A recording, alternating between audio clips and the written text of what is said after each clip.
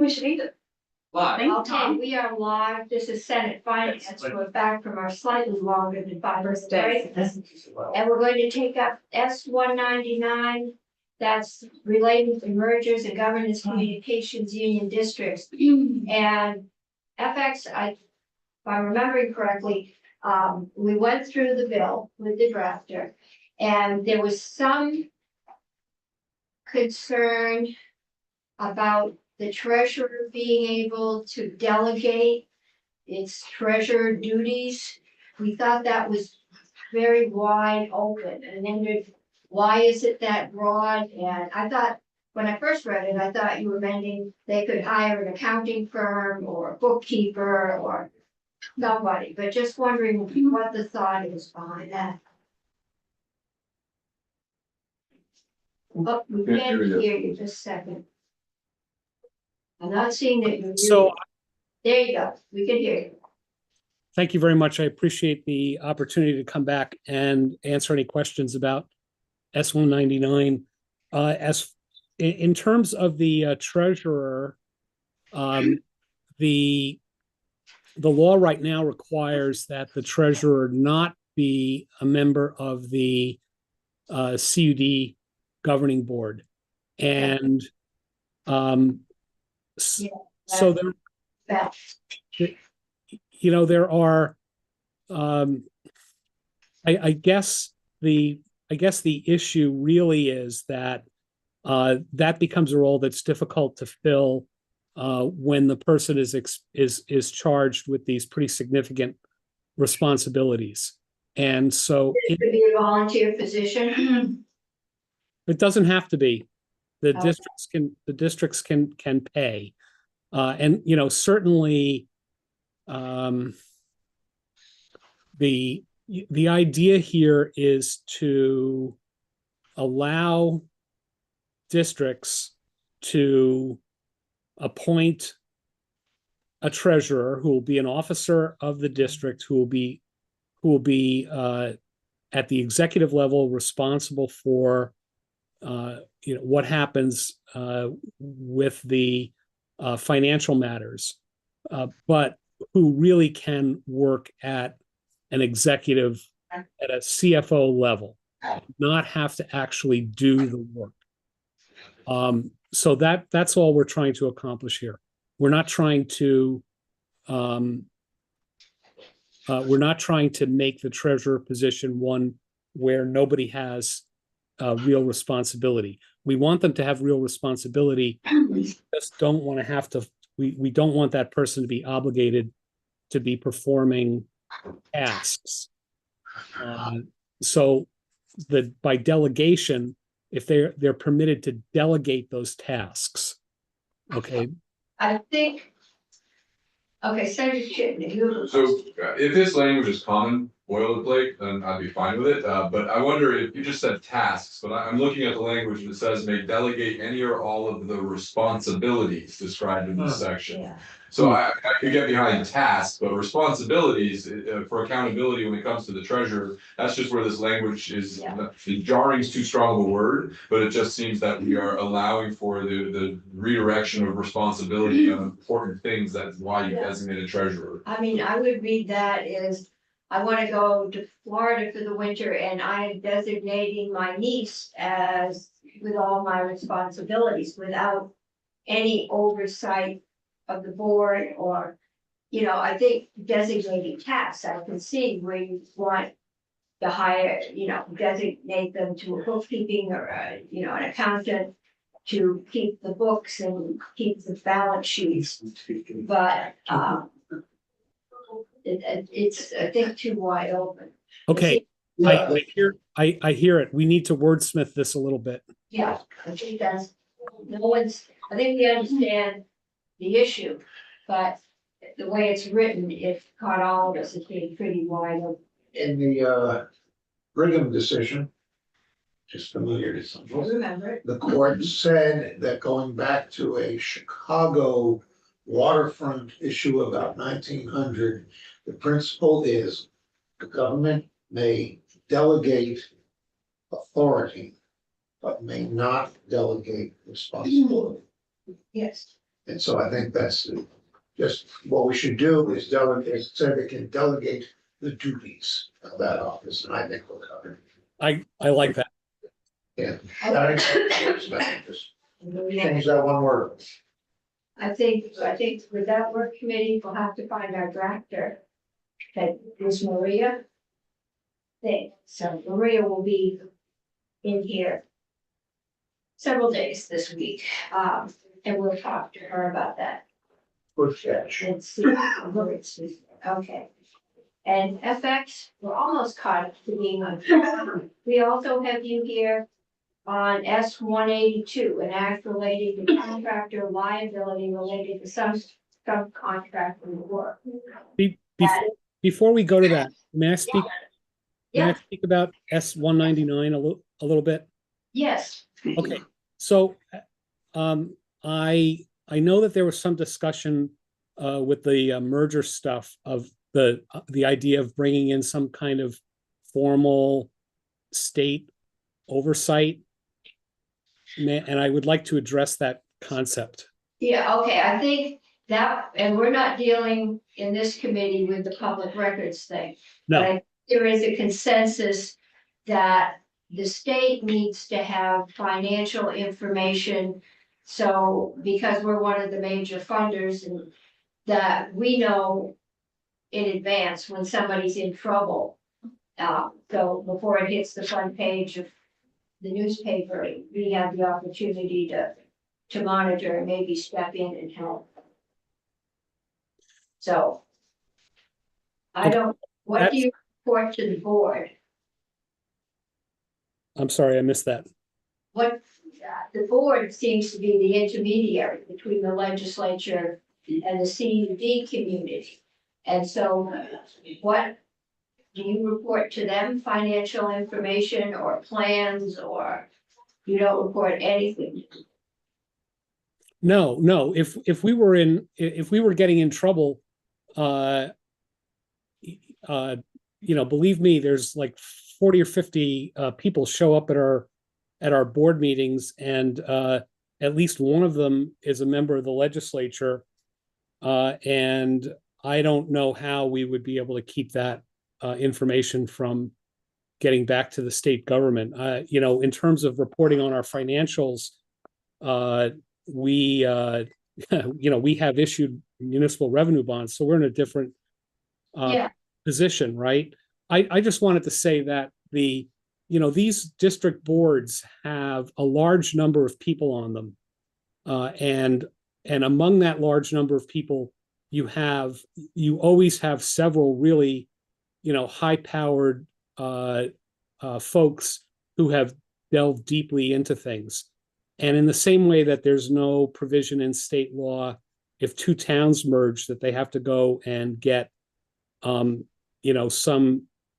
somebody in state government to bless it.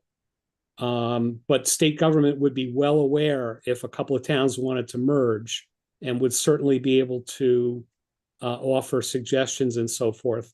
I think that if two districts want to merge, the nuts and bolts of that is going to have to be worked out at the local level by highly involved individuals who have been appointed to represent the representatives of the district, and who are obligated to have who have a fiduciary duty to their district, and so on and so forth. I don't think, and the state would be able to be involved in the public hearings and in all of the meetings, because they're all open meetings. So I worry that if we plug something into this that gives somebody, I don't know, in Treasury or in the Secretary of State's office or in the Department of Administration, some role in that, it's like another party that's going to have to get brought up to speed. And I don't see it. I think at a certain point, these government entities need to be trusted. And Okay. think anyone's talking about intervening in the mergers. I haven't heard any concern on the committee. I stand to be corrected, but today the treasurer was concerned.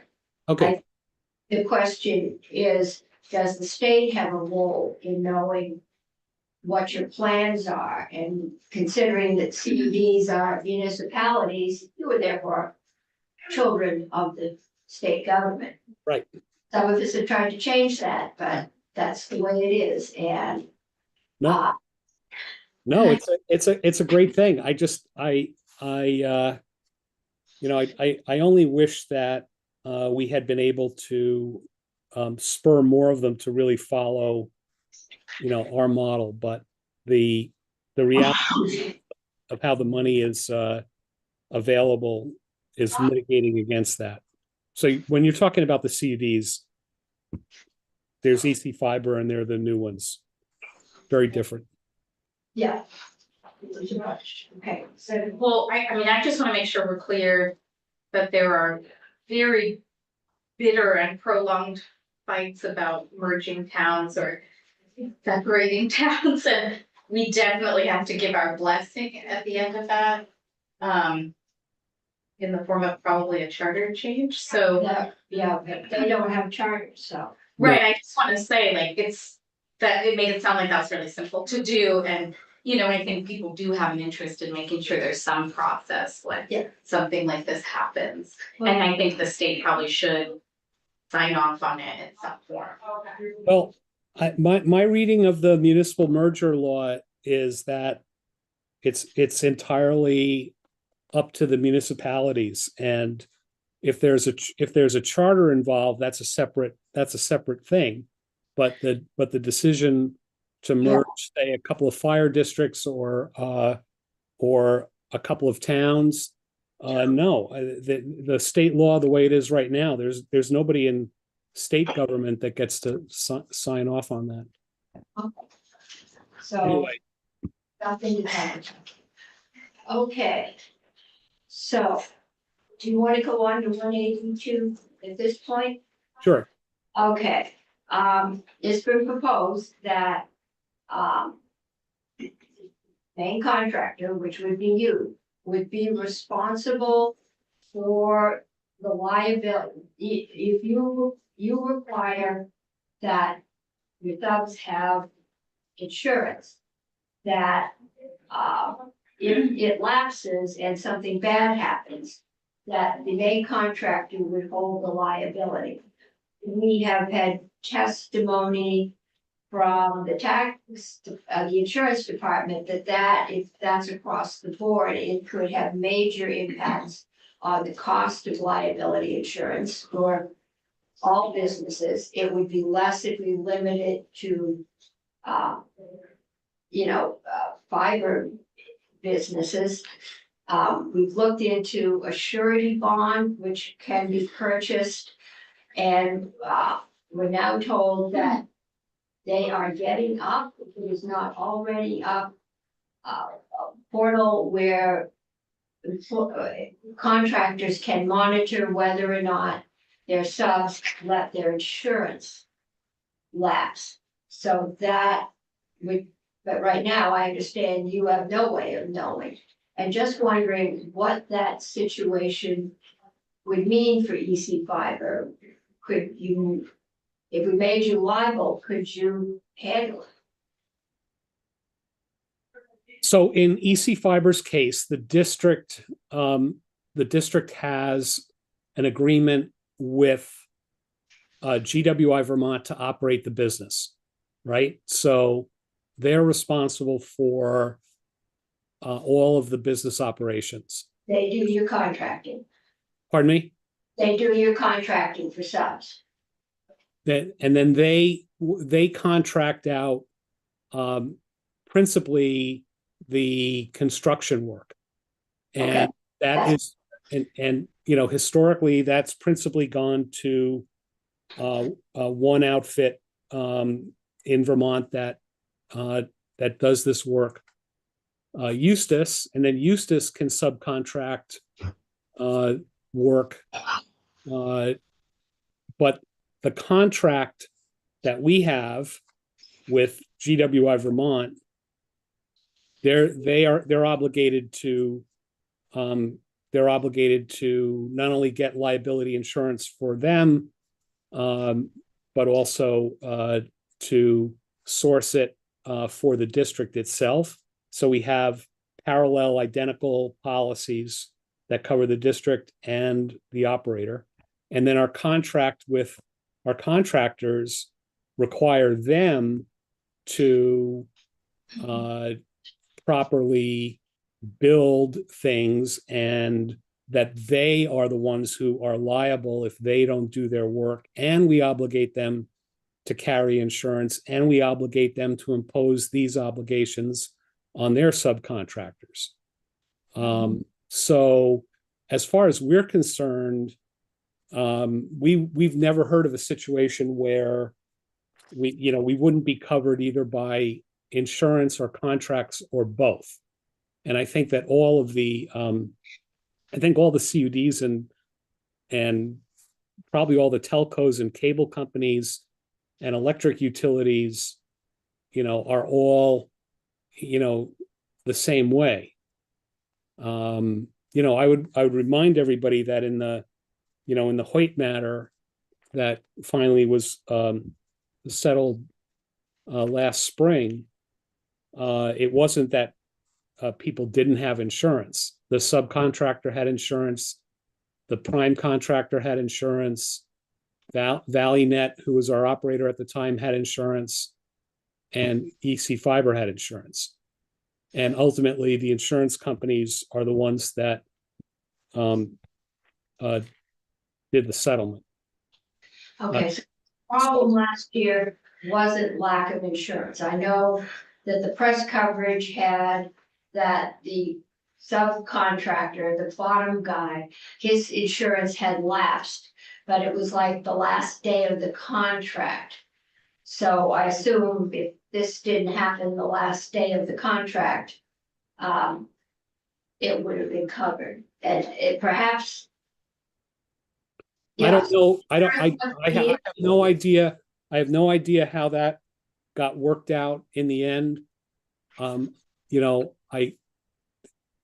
EC Fiber was released from the lawsuit early on because the lawsuit could make no connection between what happened and anything that we had done, and then 6 months later, ValleyNet was let off of the suit for the same reasons, and so it was just Eustis and their subcontractor, and the insurer for Eustis, I believe, took a leading role in working with Eustis's attorney and working with the Hoyt's attorney, and ultimately resolving the matter. I do know that in the settlement conversations that I worked so hard to make happen during August and September of 2021, that the insurer for the subcontractor went from taking the position that they were not liable for anything to hiring Vermont attorneys and starting to engage in discussions. Okay. So even though I think everyone felt sorry for the Hoyts, this did get worked out, and it wasn't lack of insurance. The insurance companies did play a part in the settlement. I think insurance companies always negotiate, and we can argue over whether or not anyone thought it was a fair settlement, but it wasn't for lack of insurance. Right. Okay. So 2 years ago, I was here testifying about this whole thing, and I suggested that if the Hoyts had some kind of insurance that covered this, and they had filed a claim with their insurer would have turned around and subrogated to to the other insurance companies, and it all would have been handled inside the insurance industry.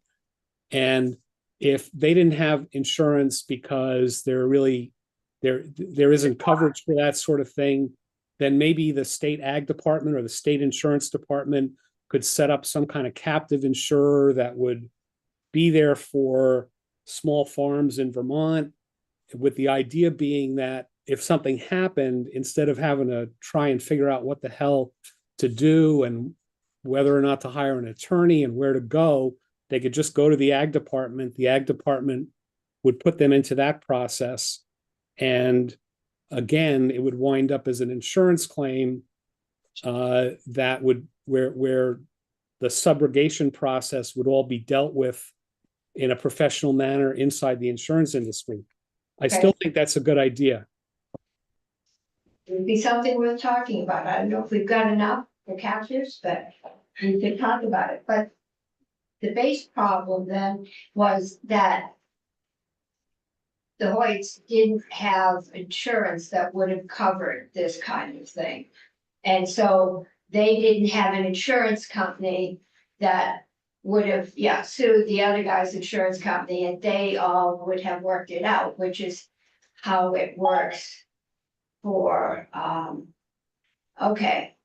So to protect farmers, small businesses, whatever, that don't have the resources to have extremely comprehensive, I mean, who gets insurance on your cows eat pieces of metal? So, that might be something. All right, Senator McDonald. I was writing a note that this bill is more sweeping. My goal was that it apply the work being done on regulated utilities, that those entities had to have insurance. I have to imagine, only imagine, that in the settlement that the Hoyts got, they had to hire an attorney, and their attorney probably got a percentage, maybe, a third of the settlement. And that's not appropriate when you have regulated utilities that through their own connections with one another mess up. I don't know, are CUDs regulated utilities? They're operating in the rights of way, attaching to poles and wires, which are owned and By operated utilities, by utilities. but I don't know that they do not come under the jurisdiction of the PUC, which is what a regulated utility does. So Point taken, I'm sure. Okay. You are correct. I believe you're correct. I think I am. And I think this is pretty much strict liability, that EC5 is gonna be strictly liable for anything anybody down the chain does, even though they've required insurance. But, they had to hire an attorney, and I don't know, maybe an attorney in town did it pro bono. If they had, but if they had insurance, then they would have had an insurance company attorney going to bat for them. So do we have to require everybody to have homeowners business insurance that covers damage to property?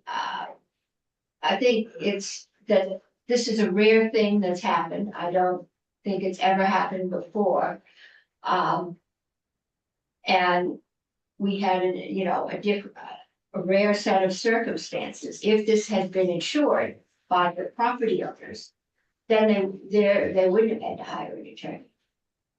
Because So if the farmers had insurance, the farmers didn't, he said, they didn't have insurance.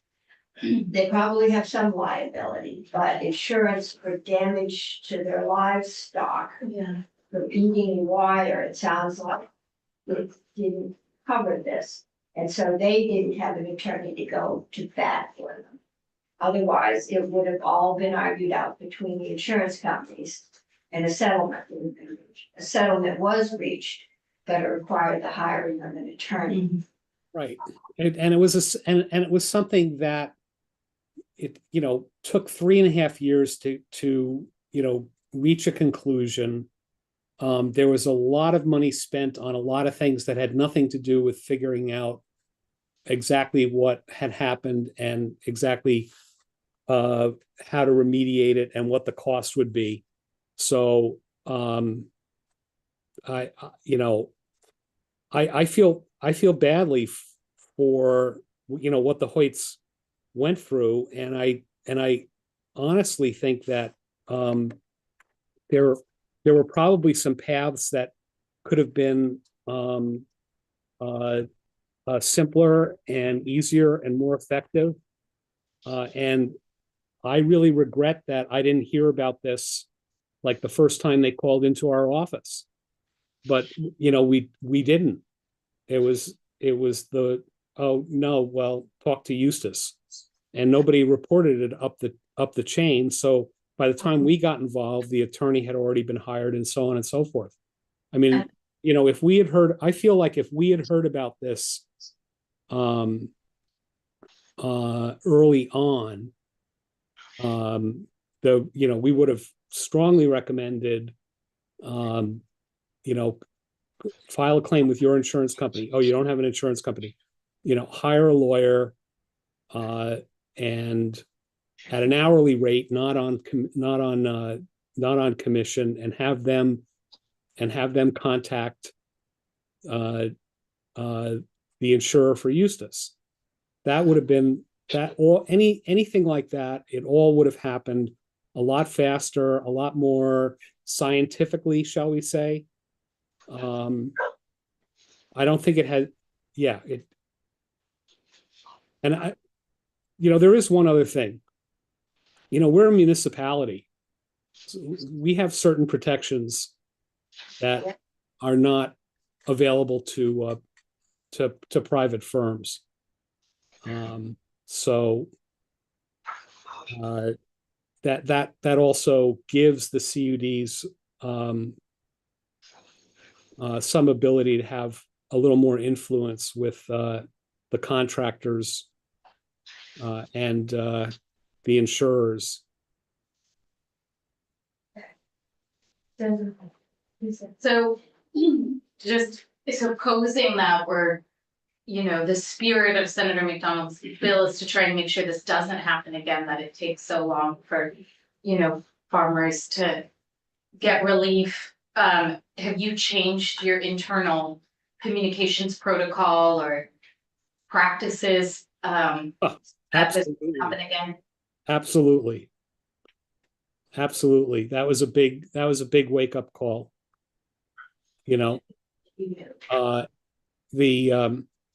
But I would say that I really do believe the route is for, at least for the farm community, is to have some kind of program or process available through the ag department, right? And whatever it is, its ultimate point is to get this very rapidly internal to the insurance industry, because they'll have methodologies for sorting out the claims. In the same way now, if you have a car accident these days, your car gets taken care of, and you never hear the back and forth between your insurance company and the person who you hit or who hit you. They take care of it.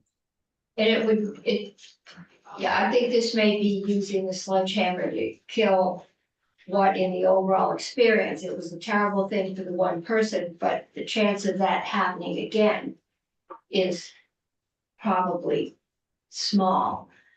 But other things will happen.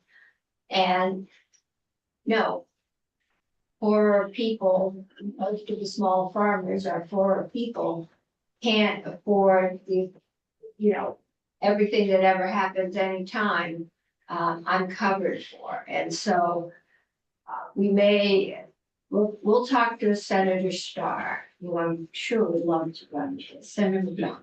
This isn't a farm issue. The current practice in Vermont, if there's a storm and wires come down here and there in the next place, is that we get mutual aid from anywhere from Indiana to Georgia. And those folks come up and fix the wires. Right. In the course of fixing the wires and making the utilities work again, if those people harm the property owners in the right of way, there should be an automatic understanding of who's paying for it. Is Well, it, we will ask Green Mountain to come in is and it tell us. GMP or WEC? Or is it the folks with the truck from Indiana that were part of the mutual aid? Well, let's see if we get somebody from Green Mountain Power, being our biggest, and tell us how do they handle liability when they have trucks from Indiana? I've seen trucks from Quebec going through here. I think they were going south. But that's another country. How do they handle liability if one of those, their costs? It's gotta be insured to do business in Vermont. And yeah, how do they handle that? Is it under their coverage? So we could find that out. And we could talk to Senator Starr about insurance. It's not just farmers. This time it was a farmer. It could, A bucket truck could have fallen on her, yeah. fallen on the dealer and kid in Well, the seeing. My automobiles would cover that, my insurance. If I didn't have automobile insurance, then I would have to hire a lawyer to fight the bucket truck. I'd also be in trouble with the state of Vermont, but there are people that are riding around without insurance because they can't afford it. And that's the issue. Some people can't afford the insurance coverage. Okay. FX, anything else you would like to share with us? Yeah, I have a little good news for you. Oh, that's always helpful. I am currently beta testing multi-gigabit internet service at my home in Quechee. Ah, Look at that download speed and upload speed. wow. So, You we're, have connections. me? You have connections. I do have connections. Anyway, yeah, so I'm excited. You know, when we did build Hartford, we built White River Junction and Quechee last because it already had cable service. But technology has moved on, and so those two hubs have capabilities beyond 1 gigabit symmetrical. And so what we're really just waiting for routers that are capable of multi-gigabit and priced for residential use. And then we'll start rolling out that product. So Wow, yeah, very exciting. yeah. So- Thank you. And John, can you turn the lights on? On? It's right behind you. Yes, thank you. I know. we- Too bright? No, it might be, but it's getting a little dark in here. There, that's good. Dimmer's not working, sorry. I'm sorry, I need this thermostat. Give me a break. Thanks. So we always talked about trying to have a network that would age gracefully. So when you upgrade, what is it, Optronics or something like that, you can just keep on evolving with what kind of routers are available, et cetera. Exactly. Yeah. Exactly. And the existing hubs, as we need to replace the electronics inside them, we'll be upgrading them to 10G. And because we know that once we start rolling out a multi-gigabit service, people are everywhere in the network will start to be interested in that. All of the hubs have additional capacity for more electronics. So when we start to see that demand in a town or an area of service, we can add a 10 gigabit unit to the hub and start delivering that level of service. So it's yeah, it's an exciting time. A quick question, so when, 10 years ago, when we talked about this stuff, it was, one of the ideas was that, you'd be able to have fully synchronous, classes taught around the state, so if you live in a very small town and there's no AP Physics at your high school, but the best AP Physics teacher in Vermont could teach a class synchronously real time across every school. Are we getting there on that stuff? And the other one that came up was high quality, medical record and imaging transfer, echocardiogram done remotely that transfers to Dartmouth Hitchcock and stuff like that. Are we able to do these things or still not there? Well, we're able to do these things, but we still do have locations in the state that that can't buy a service that's fast enough to facilitate that for any price.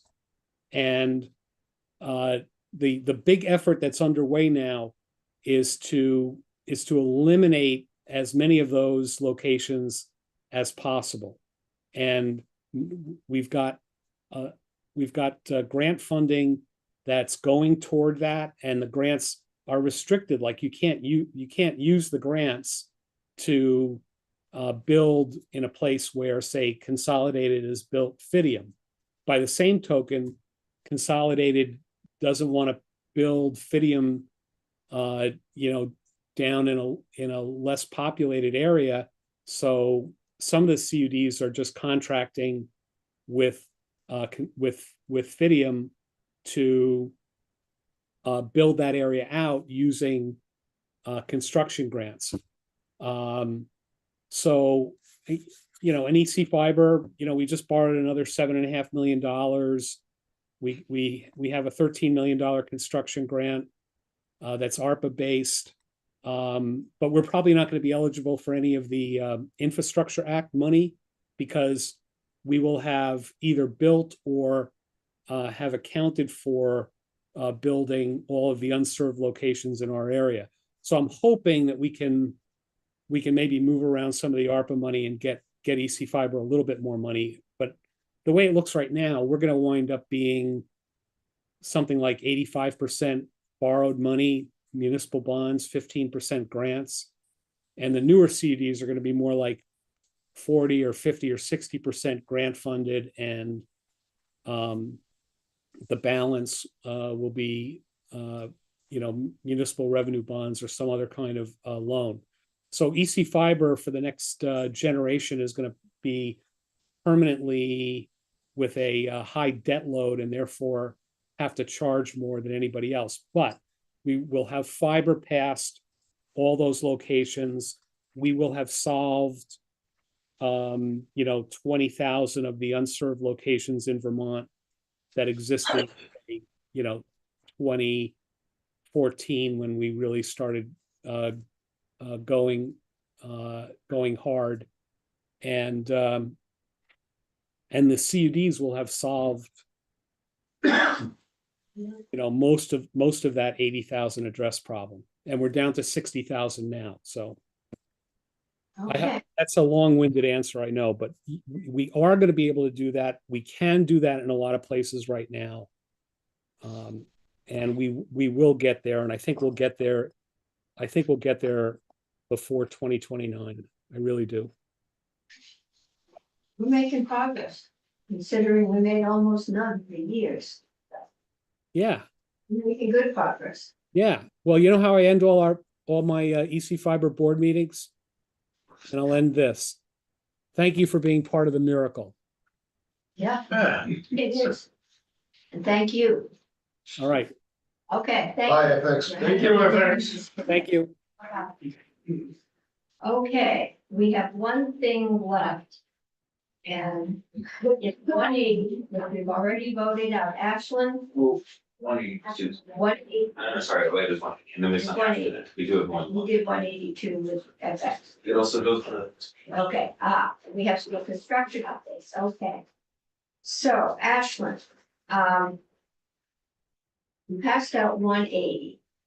Mr. Bergeron sent me an email, he sent it over to you, saying we should change one word. I got an email back from Jeremiah saying, yeah, that would be a good thing. We could do a floor amendment. Senator Chittenden can on behalf of the committee, since he's the reporter. Is it something we need to do? It's not something, okay. No, and in fact, after, Jeremiah sent the email, I actually heard from some of the other parties that, while we suggested removing state because we didn't think that it was really necessary, we're not really married to that proposal. It's just a suggestion for a slight improvement. Okay, Some other folks have some more concerns about removing the word state. about removing it, Right, so at this point, it'd be my recommendation to avoid a floor amendment and just proceed with. okay, it's one not of the gonna do aspects. any harm. And that is what was state modified. The word state with a capital S was modifying the term certificates of deposit. And, we had thought that it was sort of unnecessary to include that word because the reality is that a certificate of deposit is a certificate of deposit, it's a well-defined financial product Right. that the state sometimes buys, sometimes doesn't. Other than the rates that are offered that these banks bid on, it's not a novel financial product that is offered to state government versus other types of government. So modifier or not, I think it's okay since you already passed it out with. We're not doing any harm, but, I mean, there's nothing different between state certificates of deposit and unstate certificates of deposit. But I guess all we have control over are the state certificates of deposit. And if other people want to put them in a credit union or a bank, they're free to do so. Okay. Senator Hinsdale, did you? Okay, good. Thought I saw a question. Okay, thank you. You're welcome. You have me here for school construction as well. Did you want me to go Next. first or do you want Jill to go first? Who? I'll leave it up to you. Who is the best lead in to it? Well, I'll tell you that Jill Brooks Campbell from the Agency of Education, she can give sort of an overview of the task force's work and kind of the more general programmatic recommendations. Okay. My piece is more the financing mechanism that's recommended, so Okay. whichever the committee would like to hear If first. you can stay, I think it would be helpful to hear from Jill first. Sure, I can stay. Okay, thank you. We work best as a tag team. I might pop out for just a second, but I'll be back. Okay. Thanks. Okay. Some of the big is we did school construction, but I think it's in going through the property tax issue. An awful lot of the schools have said they used what they thought was their free money to do deferred maintenance. And I don't know that we're looking at constructing a lot of new schools, but we definitely have 30, 40 and older schools that need some serious updates and would be helpful if we could find a way to help them out. Sure, so Jill Brooks Campbell, Agency of Education Director of Operations.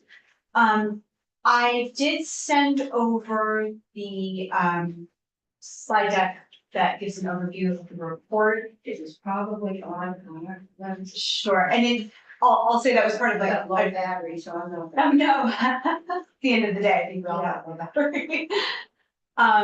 It was part of a pretty extensive presentation. of Yes, about we do have it. 2 hours, so I'll give you the highlights. And so this is the school construction aid task force, the report that they generated. It was released last week on February 1st. Okay, and this is different than the school condition? Yes, Okay, yeah, so we've absolutely. got two of them. So one is grading up the conditions of the school. All right. Yeah, and so the statewide school facilities assessment, which is I think what you're referring to, Yes, the facilities, yes. was completed this last year. Those reports have been released and it was used to inform the work of the school construction aid task force, right? Understanding the current sort of state of the state. If we want to look at what some of those needs are and, you know, sort of good thing we're all sitting down. If we skip down and the report itself actually really details this out in much more detail, including some cost projections out. But if we skip down to slide 16, the facilities assessment overview. So this assessment is all 384 public school buildings in the state. It was a high level assessment. It's not the kind of thing that you would do if you were about to engage in a construction project, right? So it's not, you know, structural engineering and an understanding of all the environmental contaminants. This is a very high level looking at the age of the system. Just to clarify, is that any building owned by the school or district, not just buildings that kids walk in and out? That would include things like central offices, that sort of thing. And so what we've identified there, and also this is really, really important. Critically, the numbers that you see here are purely replacing systems in kind.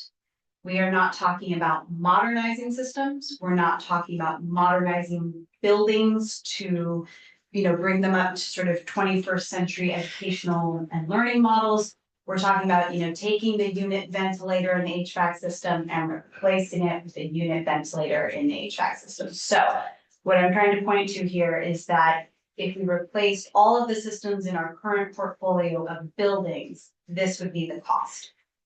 It does not also include things like, you know, the unknown cost when you open up the wall and you find out there's asbestos in there, right? So all the things that we know from engaging in construction projects.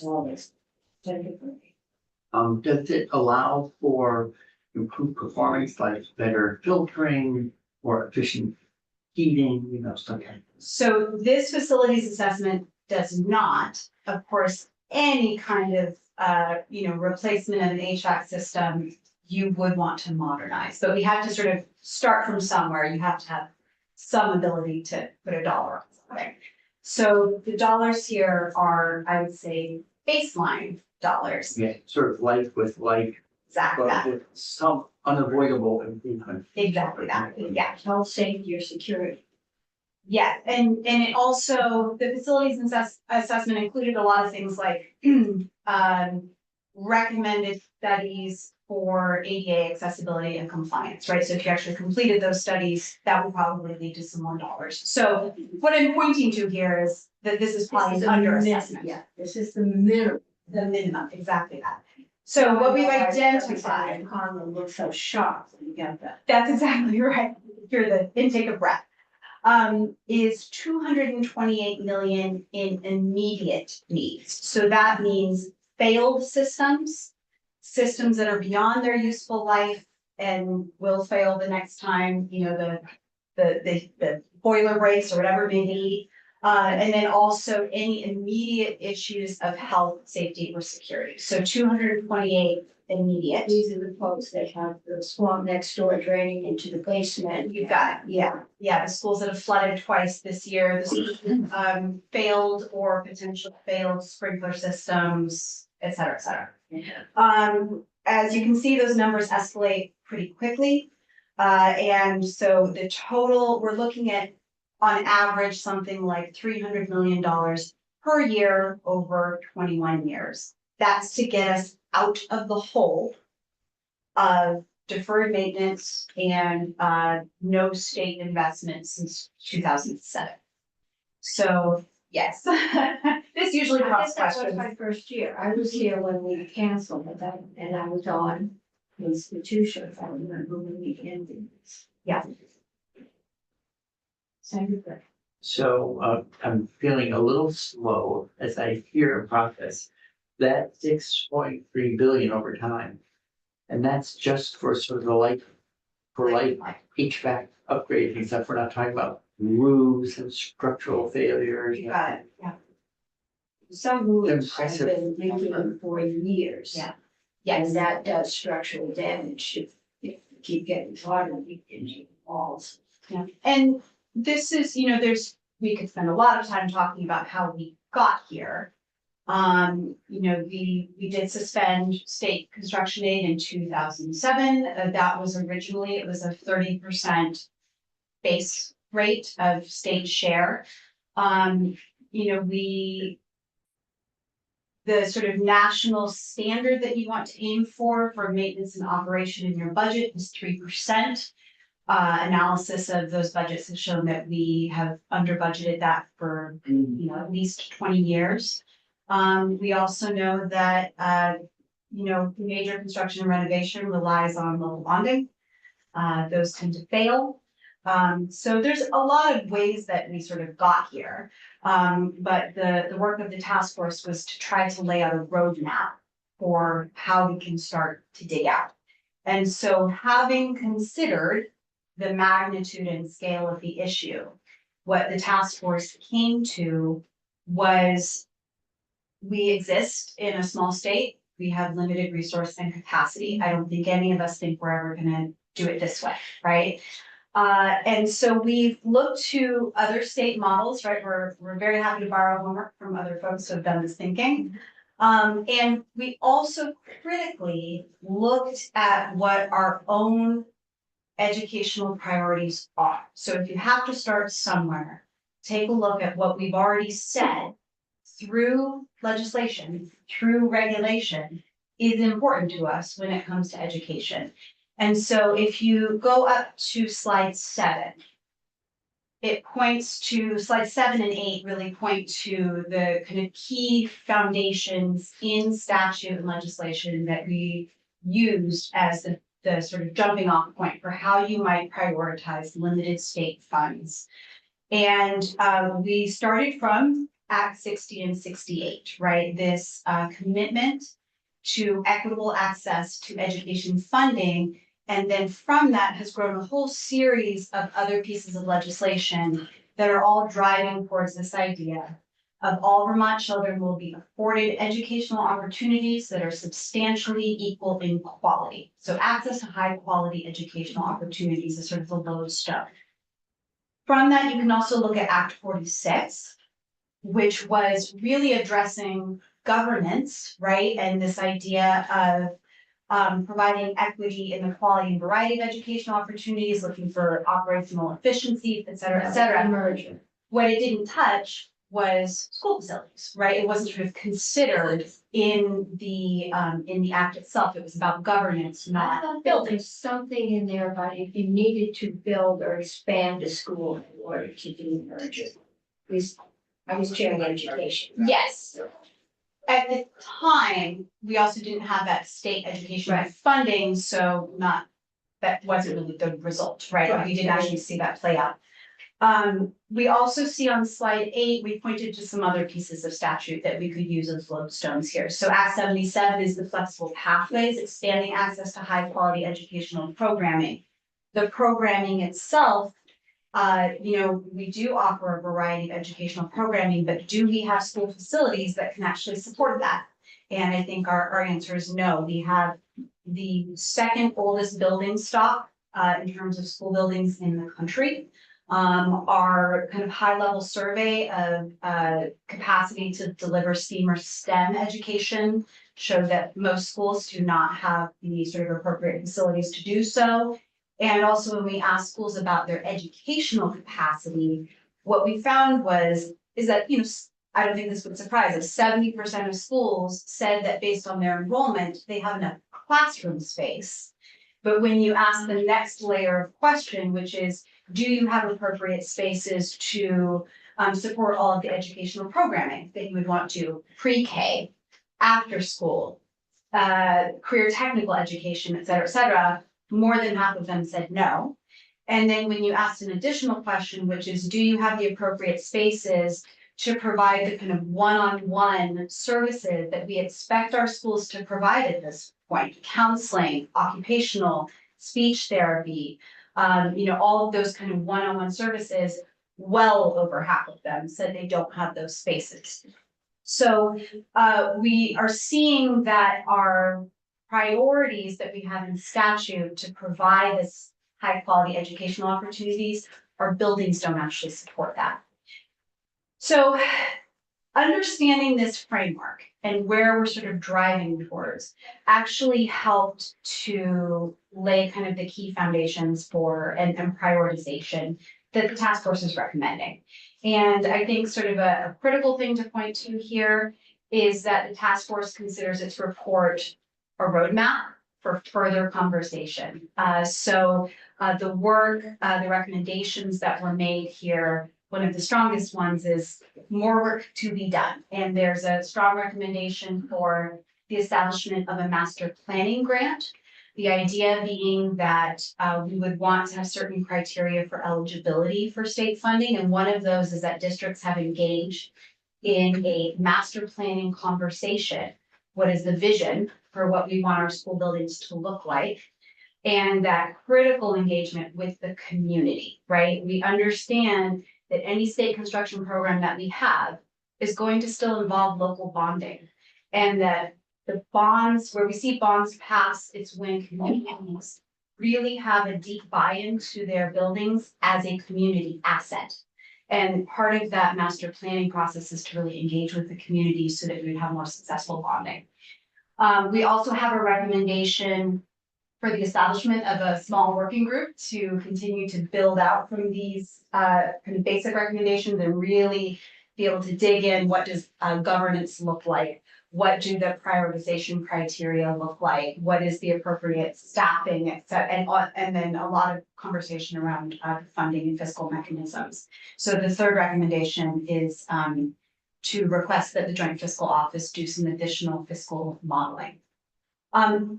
So I think we could dig in further, but I wanted to sort of leave room for questions. I know we don't have a lot of time and I want to make sure you get to Ashlyn as well. Okay, is your financing mechanism local bonds? I'll let Ashlyn speak. Okay. All right. And gracefully come to the expert. Two questions. So I like the sound of community asset. I've watched the Mount Avon video over and over and over again. Does that contemplate things like co-locating pre-K, a senior center, housing, community kitchen? I mean, there's like a lot of things that could turn it into a campus for the community, not a campus for middle and high school. Yeah, I'll say that's something that I personally am very excited about as a model. We've actually seen we had a grant for establishing community schools. And so we've seen this kind of pilot in some of our schools and it's very successful. So yes, absolutely. There was a real conversation around that. Now, what does that look like in the program? That's the details that need to be worked out. Sure. There is also several of the task members really did want to recommend that as we look at the details of the program, the details of funding, we look also at things like, legacy buildings. So what happens if a district does decide to build newer and fewer or to do a major renovation and turn a high school into a regional middle high school, and they're left with the building? Are there ways that other programs that already exist in the state could be leveraged for housing, community center, et cetera? So I really think that the opportunity here is for a paradigm shift in a lot of ways, right? That we can still value the uniqueness of that Vermont education system, but that we do need to think in creative and bold ways and how can our schools actually serve the broader community. And there's a lot of details to that, but that's sort of the exciting part to dig into. So this will be, it's not supposed to be a provocative question, but people will hear it that way. Is your sense that newer and fewer is inevitable? I think it really depends, actually. So the intention of the task force, and if you look at the prioritization of funding, what you see is a lot of carrots. So the idea here is that we use state dollars to incentivize projects that align with educational priorities, recognizing that there's a much larger conversation that's being had that I will not necessarily step my foot in, but certainly this idea that I think that there is a need to have a real conversation about the idea of continuing to invest in a building that maybe it doesn't make sense to invest in. Now, is there any recommendation from the task force to require that schools close? Absolutely not. That was never even contemplated. But what does the state choose to invest its funds in is where I think the state can actually align dollars with priorities. Right. Yeah, we have some. So that may lead to newer and fewer. It might also lead to something like, I think the Winooski project is an excellent example. That was not a new school, it was a renovation of an old school to do really modern, community-based and really engaging learning spaces. That was a major renovation of an existing school. I can hear my ear, a little ink on my shoulders. And the name of it is Lincoln, Weybridge, Cornwall, Oh, yeah. Durham, where they have a relatively small community school that they love dearly. And Yeah. So, if we're to go with the carrot model, it could be there, not so many carrots if you want to stay small and very low. Potentially.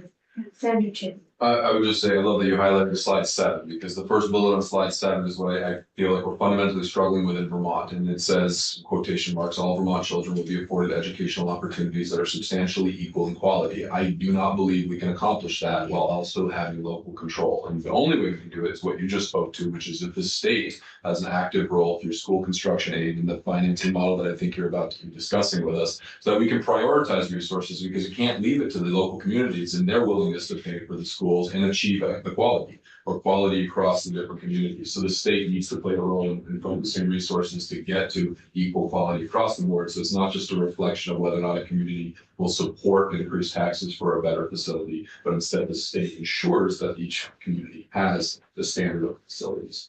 There has been some talk that we might be subject to another equity.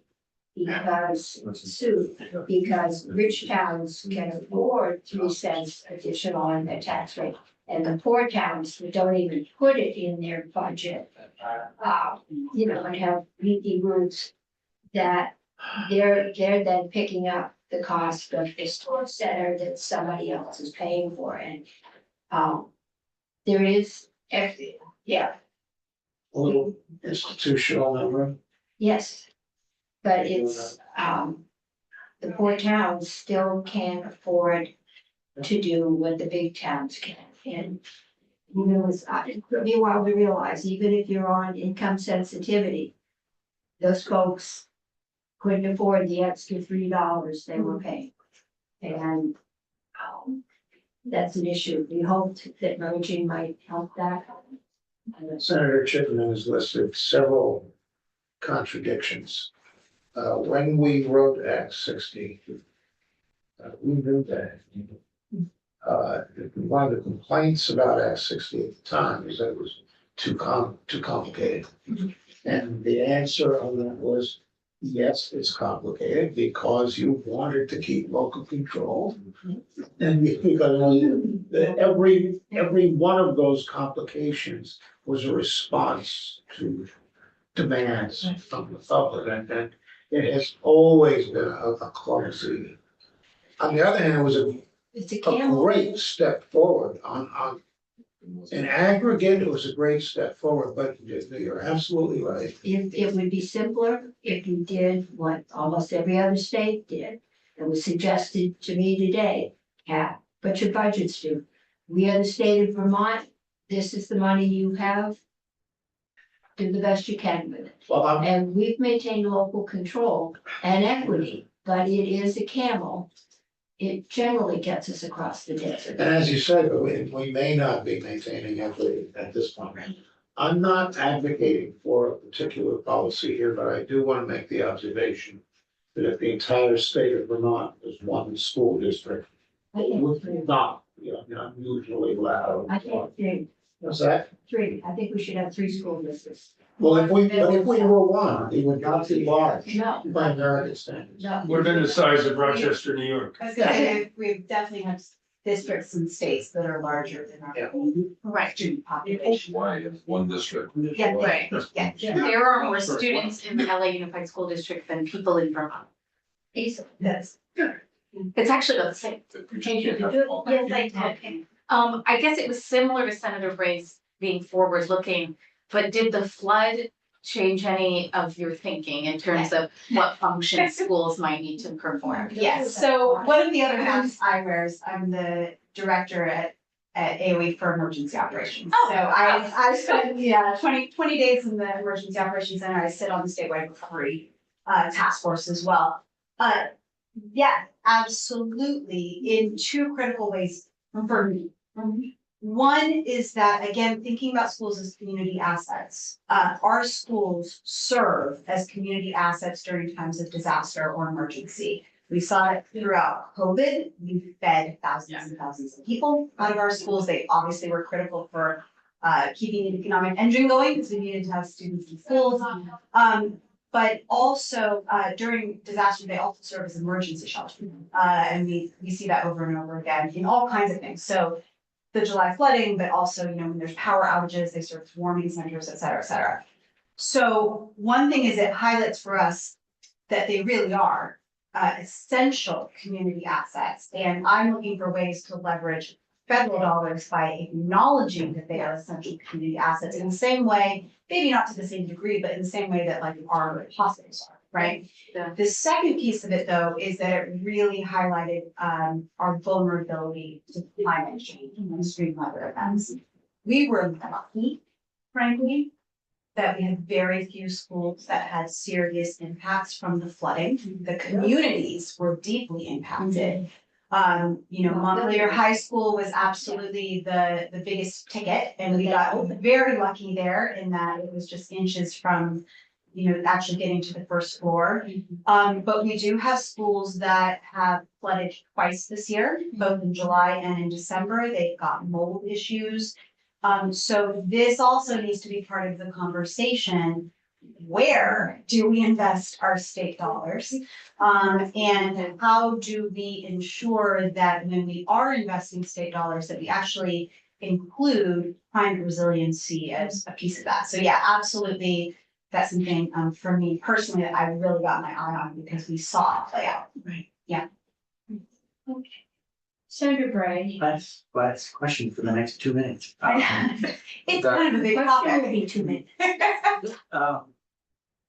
So the HVAC replacement thing, I get that it's like for like, but since those appliances have 10 and 20-year lifespans, to not make an efficiency upgrade Oh, yeah, would be a big missed opportunity. absolutely. And I don't know what that adds to the cost. You multiply by 1.2, 1.3, 4, 5. Yeah, it's almost impossible to say, because there's always this unknown. Work that we've done in just the past few months is that we did things like this will give you a sense of how outdated our old school construction aid program is. The cost for school construction in our old construction program was like $250 per square foot. We just updated that to $580. And that was really looking at kind of across industry. We know that there are projects that are easily $800 per square foot.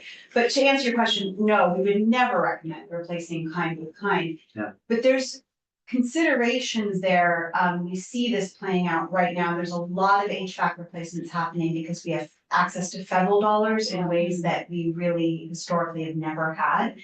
But a lot of times what we find is that when they replace their moving units up to the roof, and then they discover that the roof can't actually support those units. And now you're doing major infrastructure on your roof, to be able to support the heavier units.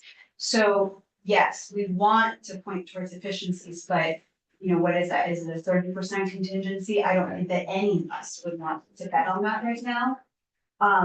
But one of the things that, and I mean, really, we could go for a while, big topic, but if you take a look at slide.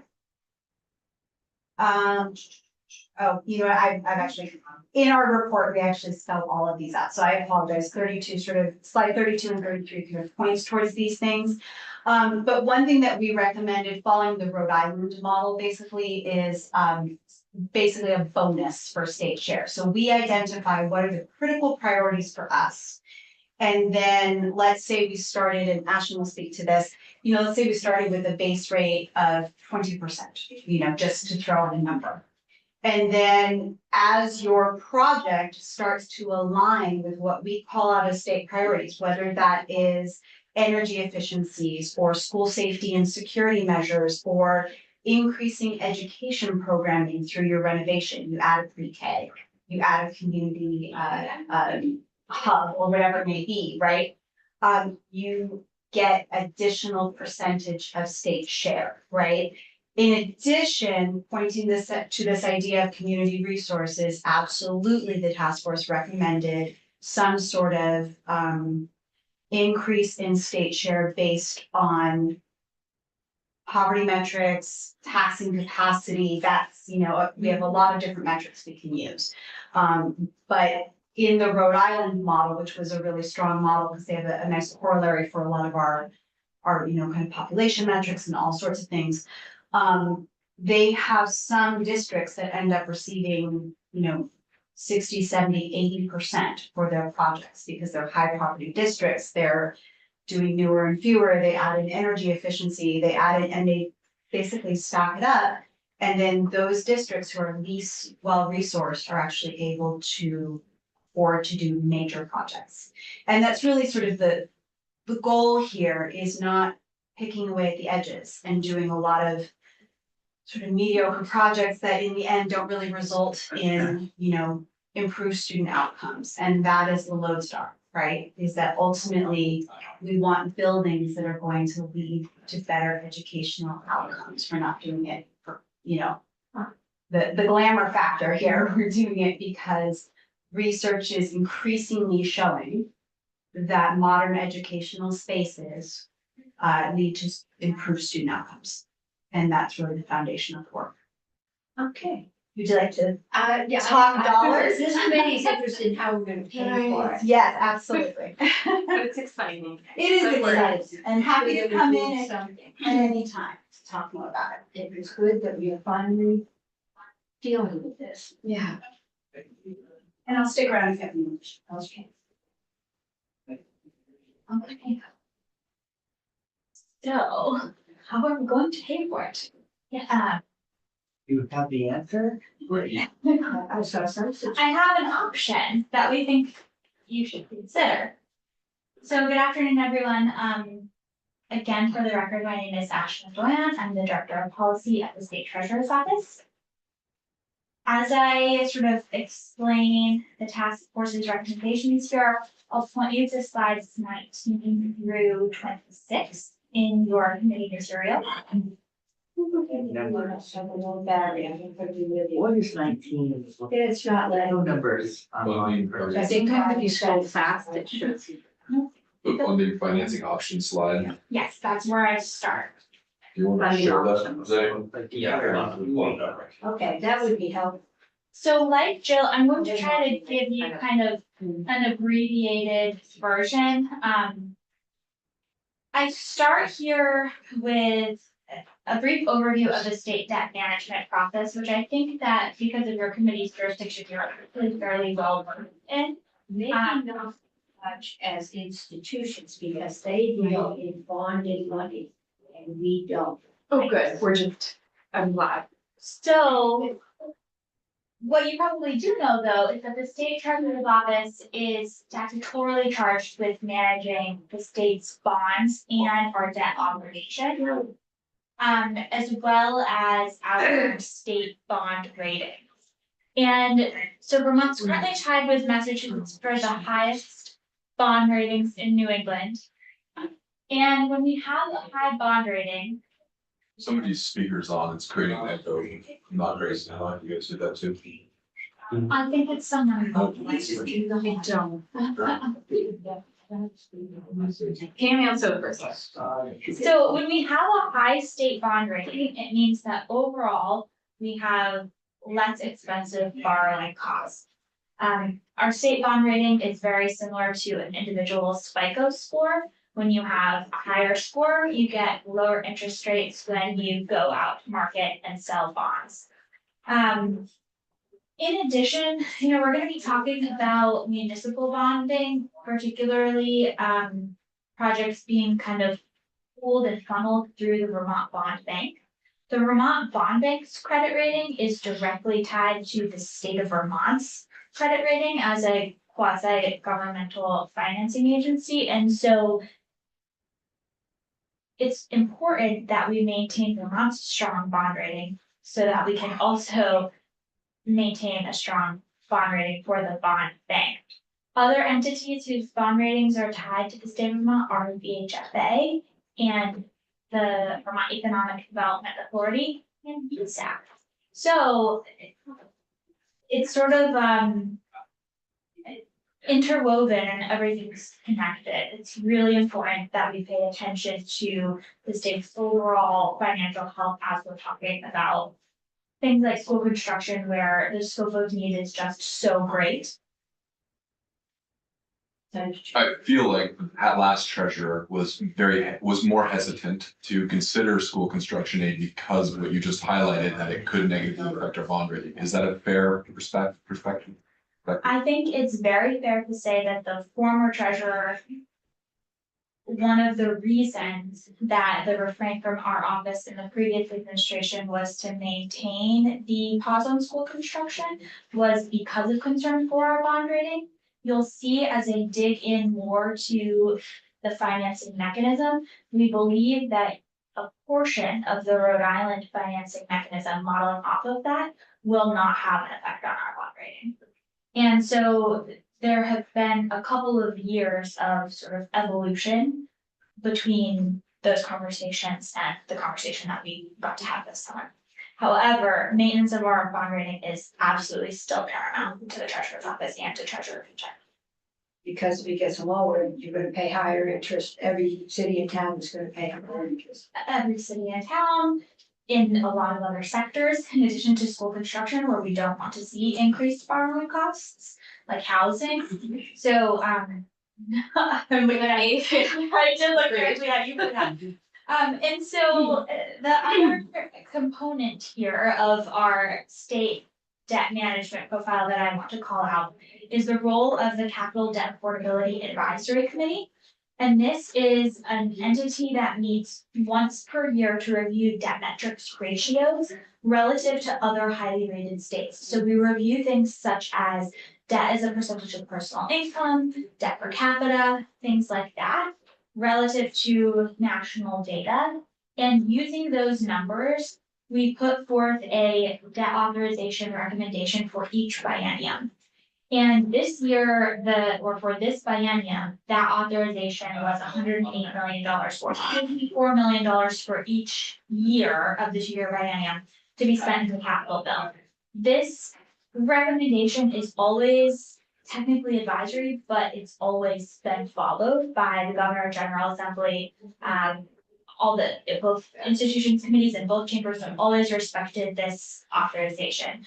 The other thing I'll note is that Vermont is sort of on a trend of issuing less debt overall. And that's because many other states are using cash to pay for projects.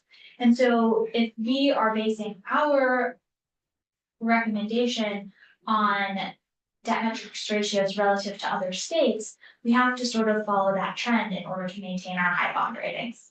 So they're using cash because of like the pandemic and federal money, or they should have more cash? And I think they just have more cash than we do. So for all of those reasons, that amount of money that you have to sort of spend in the capital bill year over year is decreasing over time. So my next slide talks about the Rhode Island model, which is one that utilizes a state subsidy for debt service payments. I'll say that again, state subsidy for debt service payments, because that's very critical. In this model, the state makes payments to municipalities to subsidize their debt service payments annually for bonds that they issue themselves through the Rhinebeck, which is the equivalent of the Vermont Bond Bank in Rhode Island. So there are a couple of reasons that it sort of behooves municipalities and school districts to work through the bond bank. The biggest is that the bond bank has a very strong credit rating, and also when they're able to pool sort of these smaller projects into larger, less frequent bond issuances, they're able to achieve economies of scale and leverage less expensive borrowing costs. The bond bank also has a lot of technical expertise in this area about how to go to market that doesn't necessarily exist in individual districts. So there's a lot of advantages there. No, I'm just, some of it's happening 4:30 chairs meeting, so I think can be a couple minutes late, but we will be back to this. So does Rhode Island use their position to, or the structure to be able to prioritize where they think the bonds should go to first and foremost? Or is it just a free for all where any school can just go through them for their, whatever they approve at the local level? So we're going to get to that. As Jill sort of alluded, Rhode Island provides different state subsidy levels based on the number of criteria that any individual project hits. I think there's also some sort of base eligibility there. In terms of timing, like who gets to go first, I'm not sure. I think there's We have a two-step process, basically sort of get like the initial preliminary approval. And then they have a more in-depth approval. And then ultimately, I think this is important in terms of governance, ultimately, their program sits within the Department of Education. They make recommendations which go to the legislature, and the legislature on an annual basis approves, in essence, the amount of money that's needed to support the program. So the task force did not get so far as to recommend exactly how Vermont should go about doing that, but noted it as something for further conversation. The other thing I want to mention here on this slide is that there are a number of costs associated with school construction that Rhode Island also found it prudent to support. I would call these sort of the pay-go costs, things like engineering, construction planning, other types of support. Rhode Island did use general obligation bonds on the part of the state to provide some of that funding. That is not in line with the recommendation of the task force. As you saw on the previous slide, the general obligation bond capacity of Vermont is very limited. And so when Jill talked about that joint fiscal office modeling for additional and ongoing revenue sources, those are the areas that we think should be supported with non-bonded dollars. We like to spend bonded dollars on bricks and mortar types of construction and some of these other costs that it takes, districts to get to a bond vote. The state may want to support, but if that bond vote doesn't go through, it doesn't make sense for anyone to be paying interest on those dollars. So with this sort of debt service subsidy model mechanism in mind, we did a bit of modeling for the task force. My disclaimer here is that, as Jill probably mentioned at the beginning of her presentation that I stepped out of the room for, the scope of need is vast and great here, and the models that I'm going to show you do not necessarily reflect the overall needs that Jill identified. What we endeavored to do was use simple numbers so that folks reading the report could get kind of an order of magnitude in their minds as to what a certain amount of state debt service subsidy supports in terms of total project costs over time to inform further policy discussions. So the numbers that you're going to see are not recommendations of the task force.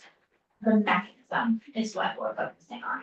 So Zane, I'm on slide 23, if you wouldn't mind meeting me there. I don't have the sudden numbers. Oh, I'm sorry. It's okay. This very dense chart. This one right Yep, that one there. So what's modeled here are 6 scenarios. Total project funds of 100 million, 250 million, and 500 million at 2 different subsidy levels, 20% state subsidy and 40% state subsidy. Important to note here is that the 20% or 40% state subsidy numbers are not necessarily like the only state subsidy level that could be offered. You could devise a program and a governance framework that We're gonna have to smooth this, because 4 of us have to go. We are definitely, I mean, this is our first walkthrough, so we can just do the 2,000 foot and we'll venture back to the one years to get. Sure, so with that in mind, I won't get into these parts and tables, because that's going to require a lot of You explanation, can't read them. probably a lot of, and probably a lot of questions, Yeah. so I'll wait for you to invite me back for that. Yes. The 2 takeaways I'll leave you with, and we can discuss more later, is that we're not looking at state general obligation bonding whatsoever. The task force's recommendation is the state debt service subsidy model. The second primary component in terms of funding is that we come up with some kind of revenue, agnostic as to where it comes from. But that these sort of pre-construction pay-go cost categories should not be paid for with bonded dollars. Okay. So I'll let you get to your chairs meeting and We'll wait, let me do it later. Thank you. Yeah, right. I think we can go offline. Thank you, committee. This has been a fairly happy afternoon. It's worth things, exactly what Vermont needs to do to have the state